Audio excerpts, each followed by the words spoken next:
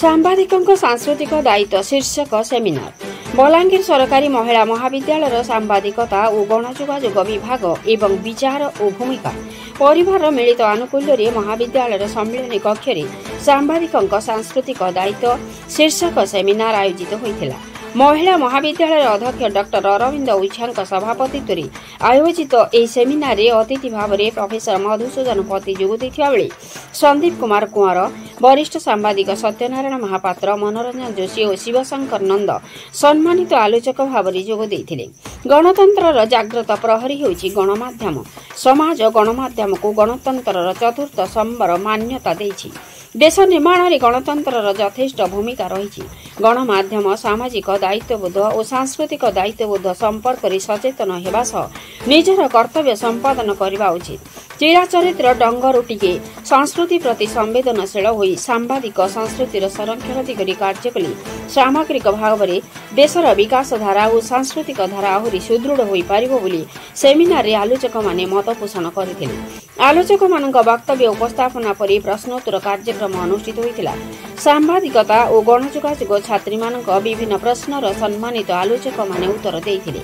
भूमिकार वरिष्ठ सभ्य चित्तरंजन दास सेमिनार को परिचालना करथिले। भूमिकार सभ्य अखिल होता कार्यक्रम आयोजन में सहयोग करथिले। सेमिनार रे महिला महाविद्यालय छात्री समेत बलांगीर सहर बहु बुद्धिजीवी और सांबादिक माने जोग देइथिले। मसीहा न्यूज सर्विस बुझाशा पूज्य गुरु समस्तंकर नमस्य प्रोफेसर मधुसूदन पति सार एभली एक बौद्धिक आलोचना चक्र अवसर में जोग देइथिबा समस्त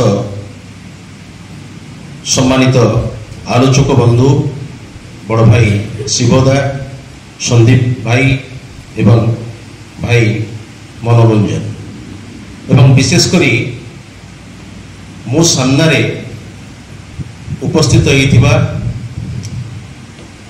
गणयोगायोग अध्ययनरत छात्री माने मु आज विशेष आनंदित जे बलांगीर विचार मंच एवं भूमिका कॉलेज मिलित आनुकूल्य गोटे बौद्धिक आलोचना चक्र व्यवस्था करिसंती। तेणु ये आयोजक बंधु मान को मोर धन्यवाद अर्पण करुच्ची एवं श्रृंखलित भाव में जो आलोचना चक्र चली भावुची समुद्र मंथन कले निश्चित भाव में प्रथम हलाहल विष ही बाहरी एवं हलाहल विष को जी सह्य कर परवर्ती पर्यायर अमृत बाहरी एवं समस्त अमृत पाई।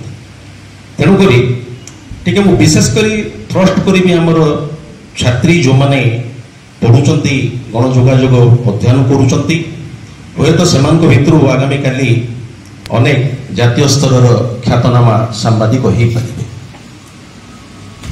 बंधु संदीप तांकर वक्तव्य उपस्थापन करुले संस्कृति संपर्क रे सभ्यता संपर्क रे आपण माने पाठ पढुचंती आपनकर कोर्स रे अछि सोशल रेस्पोंसिबिलिटीज ऑफ प्रेस। ये गोटे नया कांसेप्ट कल्चरल रेस्पोंसिबिलिटीज ऑफ प्रेस सामाजिक दायित्वबोध एवं सांस्कृतिक दायित्वबोध एक और अभिन्न ताको अलग करि परिबा नाही। जदियो गोटे कांसेप्ट थिला सोशल रेस्पोंसिबिलिटीज ऑफ प्रेस समाज छाड़ी संस्कृति ही पारिबो नाही बा संस्कृति को छाड़ी देले समाज दृष्टि पारिबो नाही उभय परिपूरक जिनस।